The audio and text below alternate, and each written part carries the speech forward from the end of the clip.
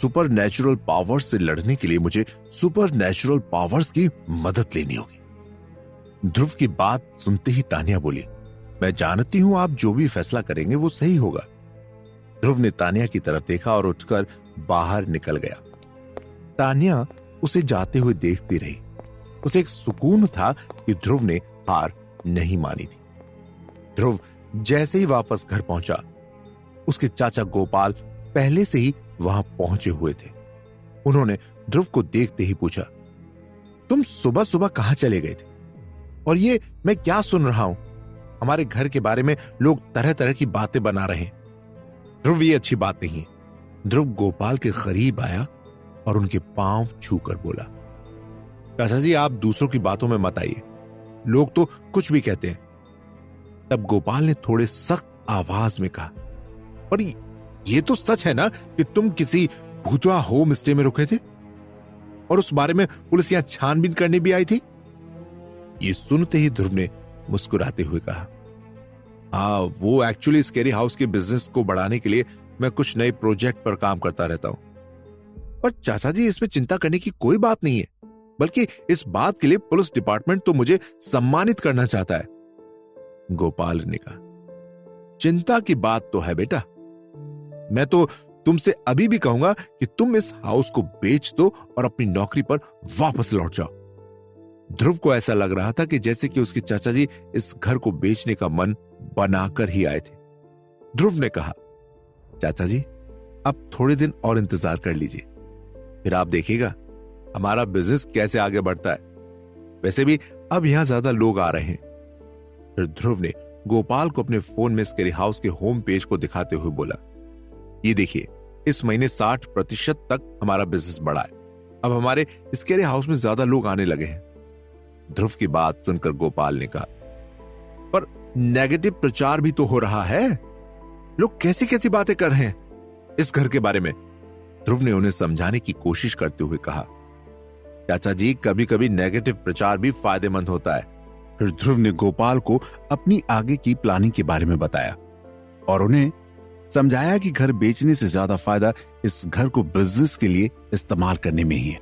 इस प्लानिंग से गोपाल की थोड़ी तसल्ली हुई और उन्होंने जाते हुए कहा, ठीक है, अभी तुम्हें मैं कुछ और महीने का टाइम दे रहा हूं, और ध्यान रखना उसके बाद तुम मुझे प्रॉफिट दोगे या फिर हम इस घर को बेच देंगे। ध्रुव बस मुस्कुराया और मन ही मन बोला, चाचा जी ये नौबत मैं नहीं आने दूंगा। गोपाल के जाने के बाद ध्रुव ऊपर जाने लगा। जैसे ही वो दूसरी मंजिल पर पहुंचा, उसे किसी की रोने की आवाज आई। ध्रुव ने हैरानी से सोचा, ये कौन रो रहा है? यहां तो मेरे सिवा कोई नहीं है।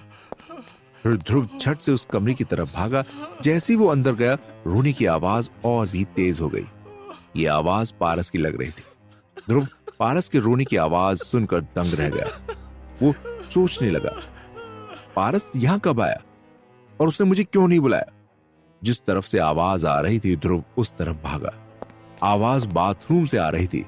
जैसे वो बाथरूम के पास पहुंचा, वो दंग रह गया। बाथरूम के बाहर की दीवारों को बुरी तरह नाखूनों से खरोंचा गया था और उसने देखा पारस जमीन पर बैठकर रो रहा था। ध्रुव पारस को देखकर हैरान था। वो उसके पास जाने ही वाला था कि तभी पारस छलांग लगाकर आईने में घुस गया। ये देखते ही ध्रुव की आंखें फटी की फटी रह गई। उसका माथा पसीने से तरबतर हो गया।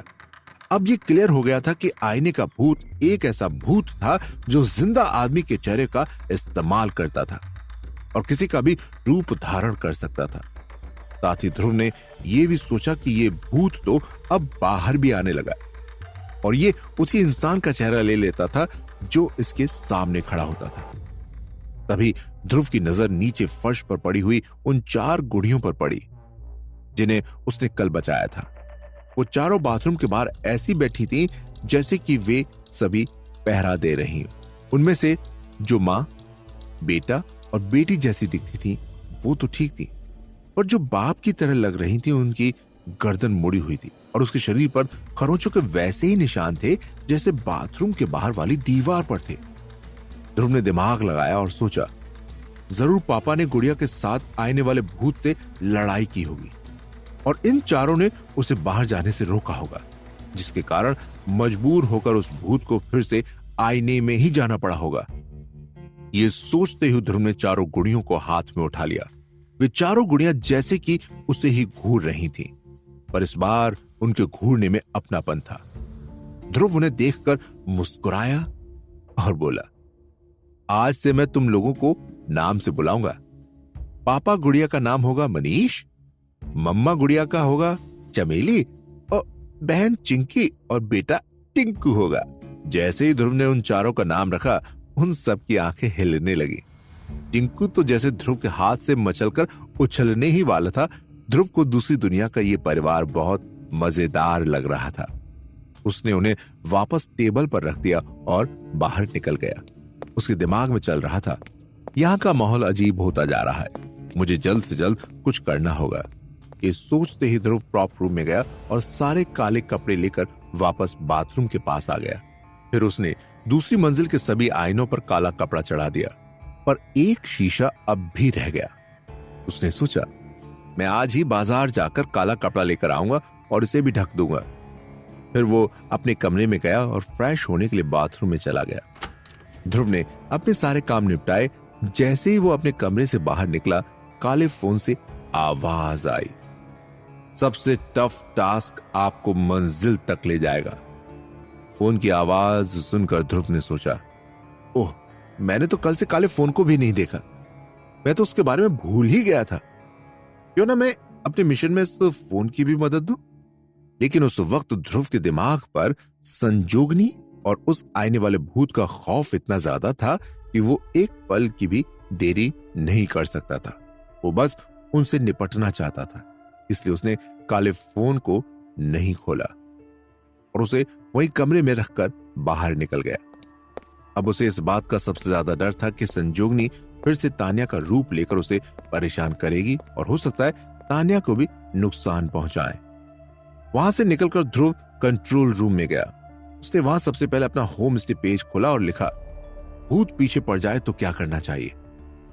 उसका होम पेज अब काफी पॉपुलर हो चुका था। सब्सक्राइबर्स भी काफी बढ़ चुके थे। इसलिए ध्रुव को तुरंत मैसेज आने लगे। किसी ने कहा, भूत से दोस्ती कर लो। किसी ने कोई हादसा सुनाया तो किसी ने मजाक उड़ाया। और कोई कह रहा था, तुम्हारे स्कैरी हाउस में तो है ही भूत, वहां तो भूत पीछे पड़ ही जाएगा। तुम बंद करो उस घर को और वहां से भाग जाओ। ये सब पढ़कर ध्रुव को बस इतनी तसल्ली थी कि उसके होम पेज की एक्टिविटीज को लोग नोटिस कर रहे थे। ध्रुव यहां से सारे मैसेजेस पढ़ रहा था, तभी उसकी टेबल हिलने लगी। ध्रुव को लगा भूकंप आ गया, पर तभी गिटार की धुन बजने लगी। ध्रुव के मुंह से निकला, ओ माय गॉड। फिर वो आ गई। अब ध्रुव समझ चुका था कि गिटार की धुन बजने का मतलब है संजोगनी का उसके आसपास होना। ध्रुव ने गुस्से में कहा, तुम बार बार क्यों आ रही हो मेरी जिंदगी में? मुझे तुमसे कोई मतलब नहीं है। तभी ध्रुव के कंप्यूटर की स्क्रीन पर लाल रंग में लिखे कुछ शब्द उभरे, हमेशा तुम्हारे पास रहूंगी। ये पढ़ते ही ध्रुव परेशान हो गया। फिर वहां संजोगनी के जोर जोर से हंसने की आवाजें आने लगी। वो आवाज ध्रुव के कानों को चुभने लगी और उसने अपने कान बंद कर लिए। तभी स्क्रीन पर फिर से कुछ शब्द उभरे, तुम मुझे नहीं भगा सकते। मेरे जन्मों जन्मों के साथ ही मैं तुम्हारे लिए तड़प रही हूं। ध्रुव को यह पढ़कर इतना गुस्सा आया कि उसने माउस को जमीन पर पटक दिया, पर तभी माउस हवा में लहराता हुआ वापस अपनी जगह पर आ गया और फिर से संजोगनी के जोर जोर से हंसने की आवाजें आने लगी। ध्रुव वहां से उठकर जाने लगा, पर जैसे ही दरवाजे की तरफ मुड़ा, बाहर से तान्या अंदर आई और उसे अचानक जोर से धक्का लगा। तान्या दीवार से टकरा गई। तान्या इतनी डर गई कि उसकी आंखों में आंसू आ गए। ध्रुव ने तान्या के आंसू पोंछे और पूछा, क्या हुआ तुम्हें? तुम कैसे गिर गई? जवाब में तान्या के मुंह से बस इतना निकला, ऐसा लगा कि जैसे कि किसी ने मुझे धक्का दिया। जैसे ही तान्या ने यह कहा, ध्रुव टेंशन में आ गया और उसने सोचा, मतलब अब संजोगनी तान्या को भी टारगेट करने लगी। ये सोचते ही ध्रुव की आंखें गुस्से से लाल हो गई। वो तान्या को बाहर लेकर गया उसे जल्द से जल्द संजोगनी को शांत करने का उपाय ढूंढना था। अचानक ध्रुव को एक आइडिया सूझा। वो जल्दी से भागकर दूसरी मंजिल पर गया और उसने अपनी बनाई गुड़िया को हाथ में उठा लिया और बोला, आज से तुम मेरी चुमकी हो। मुझे तुम्हारी मदद की जरूरत है। मैं जानता हूं तुम मुझे सुन सकती हो। तुम तो जानती हो संजोगनी ने इस घर पर कब्जा कर लिया है और वो अब अपनी बुरी ताकतों का इस्तेमाल करने लगी है। मैं जानता हूं जैसे तुमने उस दिन उस आईने वाले भूत का मुकाबला किया था, तुम इस आत्मा से भी मुकाबला कर सकती हो और अब से तुम्हें तान्या की रक्षा करनी है। जैसे ध्रुव ने ये कहा, एक चमक चुमकी की आंखों में दिखाई दी। ये देखकर ध्रुव ने राहत की सांस ली। ध्रुव चुमकी को अपने साथ नीचे लेकर आया और तान्या को पकड़ाते हुए बोला, ये चुमकी है, अब से तुम हमेशा इसे अपने साथ रखना। तान्या ने एक नजर गुड़िया की तरफ डाली। तान्या के देखते ही गुड़िया की बटन सी आंखें हिलने लगी। तान्या को झटका सा लगा और वो समझ गई कि ये गुड़िया आम गुड़िया जैसी नहीं थी। तान्या ने गुड़िया को अपने बैग में रख लिया और जिप बंद नहीं की।